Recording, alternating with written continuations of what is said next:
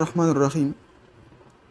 So today we are going to study about the class 3 antiarrhythmic drugs, and these are the drugs which prolong the action potential duration, or they are also sometimes known as the potassium channel blockers. Potassium channel blockers, because mainly the potassium channels are used to the blockage of potassium channel are used to increase or prolong the action potential duration. But before studying this, you must watch the other lectures on the arrhythmia, like the beta blockers, like the class 1 antiarrhythmic drugs, class 1A, class 1B, class 1C, the mechanism, how does the arrhythmia develop. So in order to understand such kind of topics or such kind of classes, you must understand the mechanism and the normal cardiac action potential. So I have already recorded the videos or lecture on this, so kindly watch that by visiting my channel. So first of all, talking about the salient features of the class 3 antiarrhythmic drugs. So first, they prolong the action potential duration, as we have already discussed, and this prolongation is mainly due to the blockage of potassium channels, as we have already discussed. The second important property, it has the property of reverse use dependence. We have already discussed the use dependence, its mechanism, its uses in the antiarrhythmic drugs, but this class 3 antiarrhythmic drugs has the reverse use dependence. So in order to understand the reverse use dependence, kindly watch the lecture on the use dependence, which I have already discussed in the lecture 1. So what is reverse use dependence? It means that at slower heart rate, the increase of action potential duration is much more than at the fast rate, and we does not need this, because we need the increase in action potential duration at the fast rate, because whenever there is tachyarrhythmia, the heart rate increases, and we must get those drugs which increase the action potential duration in order to terminate the arrhythmia. So this reverse use dependence property is not a very good property, and this increase in the action potential duration at much slower rate than at the fast rate can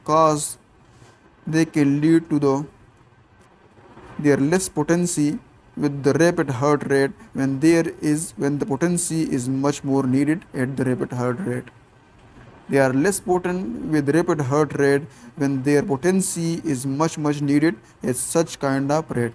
And the second property which this can lead to is that there is much more prolongation of the action potential at the bradycardia, or when the heart rate is decreased, and this increases the chances of torsades de pointes, which is the arrhythmia,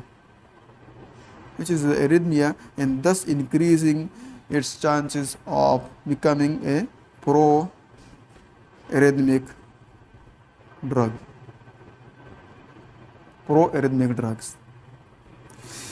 So these are some properties: prolong action potential duration by blocking potassium channels, and the properties of reverse use dependence.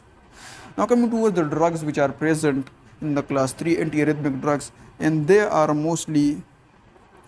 include the drugs like amiodarone, dronedarone, sutalol, ibutylide, dovutylide. We will discuss each one of these in detail. First, talking about the amiodarone.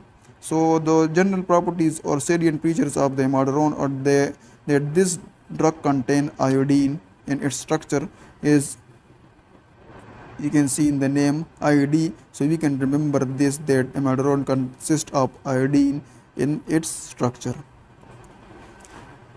And the second important property is that it has very little reverse use dependence properties, and thus it don't prolong the action potential duration much more, and thus the QT in interval, and it decreases the chances of occurrence of torsades de pointes. It has very little reverse use dependence property. Now coming towards its mechanism of action, that how does it prevent the arrhythmia. So it is a broad spectrum antiarrhythmic drug and has the property of all classes of antiarrhythmic drugs like the class 1 by blocking the inactivated sodium channels, class 2 by having the beta blocker activity, class 3 by having the potassium channel blocking activity, and class 4 by having calcium channel blocking activity, and this make it a broad spectrum antiarrhythmic drug. Its pharmacokinetics, so it is mainly incompletely absorbed from the GI tract, and its distribution is much more important, that it has a complex pattern of distribution, means that it has at least 3 compartment distribution. First, when we take the drugs, it enters the vascular compartment. After that, it diffuses into the organs in about 24 to 48 hours, and after some days or a week, it then enters the fatty tissues, and from fatty tissue its diffusion back into the blood or the required organ is much slow, occurring about weeks to months. And this property, this 3 compartment distribution, make it one of the longest antiarrhythmic drugs, having a half-life of about 3 weeks to 3 months. 3 weeks to 3 months, it is the longest antiarrhythmic drug. Its metabolism, so it is mainly metabolized in the liver into the desethyl amiodarone. And this desethyl amiodarone is also a bioactive, i.e. it has the same potency or same actions like the amiodarone. Coming towards the excretion, mainly stored in the fatty tissue. They are not excreted by the urinary pathway or the fecal route, and the excretion is much more slow, and it is mainly due to the sloughing of the amiodarone-packed epithelial cells. Amiodarone-packed epithelial cells, when they are shed, this can lead to the excretion of amiodarone. Coming towards its uses, so as we already discussed, it is a broad spectrum antiarrhythmic drugs, but it is most effective or a drug of choice for the treatment of the recurrent ventricular arrhythmia. It is a drug of choice for the recurrent ventricular arrhythmia. It is also used to maintain the normal sinus rhythm after the atrial fibrillation or atrial flutter. It is also used for the atrial arrhythmia, and can also be used for the AV nodal and the bypass tract mediated tachyarrhythmia. So these are some uses. Now talking about the adverse effect of the amiodarone, so they are much more. The adverse effect of amiodarone are much more, and they include like the cardiovascular adverse effects, which is in the form of decrease in the AV nodal or SA nodal function, and is mainly due to the potassium or the calcium channel blocking activity of the drug, decrease in the cardiac contractility or the hypotension, and these are mainly due to the beta blocking effect of the drug. The most important is the pulmonary adverse effect, and this can lead to the inflammation of the lungs, which is pneumonitis, and this pneumonitis can lead to the pulmonary fibrosis, and this pulmonary fibrosis can be fatal. This can be fatal, and this is one of the most important or the most common cause of death due to the amiodarone. A third one is the thyroid related adverse effect, and it may be in the form of hyperthyroidism or hypothyroidism. Hypothyroidism in the sense that the amiodarone blocks the conversion of T4 into T3, which is the active form of thyroid hormone, and blocking this will cause the hypothyroidism. And the hyperthyroidism in a sense that, as we already discussed, the amiodarone consists of iodine, and this iodine can cause the hyperthyroidism, as thyroid hormone need iodine for their synthesis. The fourth adverse effect is mainly in the form of hepatic damage, and it is characterized by the elevated liver enzyme. The fifth adverse effect is in the form of neurological, and it is characterized by the peripheral neuropathy, headache, ataxia, and tremors. And it can also cause the skin discoloration, the testicular dysfunction, or the corneal microdeposits, or other effects like the photosensitivity, corneal microdeposits, testicular dysfunction, and the skin discoloration. Cardiovascular related, pulmonary related, thyroid related, hepatic related, neurological or CNS related, and the skin or the cornea related adverse effects. The second drug is the drondaron.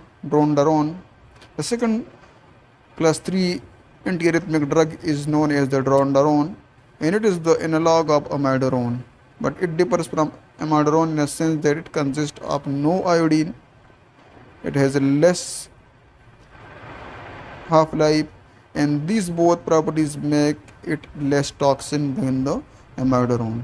Also, it is same as the amiodarone.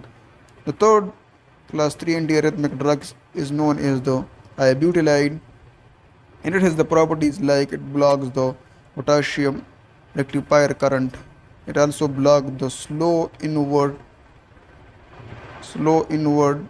sodium current, in addition to blocking the potassium rectifier current, and these both cause much more increase in the action potential duration, of action potential.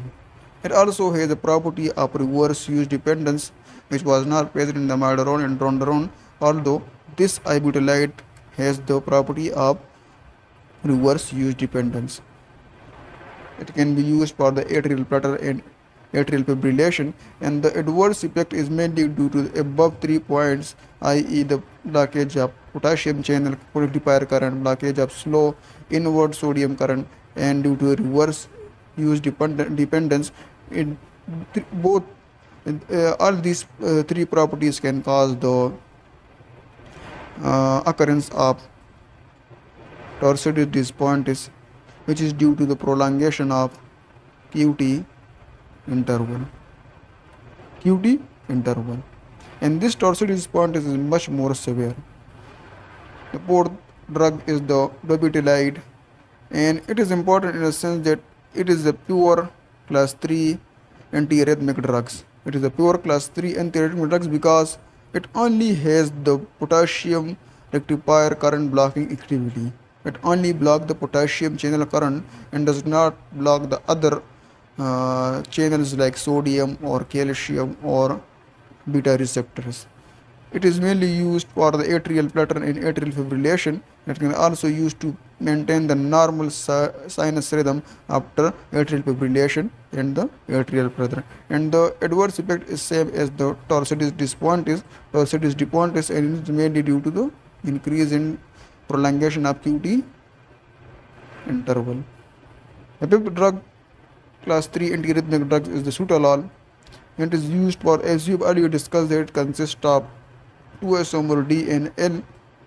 Both these isomers have the property of potassium channel blocker or class 3 antiarrhythmic drug. It is mainly used for the treatment of ventricular tachyarrhythmia, and the adverse effect it causes to this dispontis in addition to its beta blocking side effects. It causes the torsitis dispontis.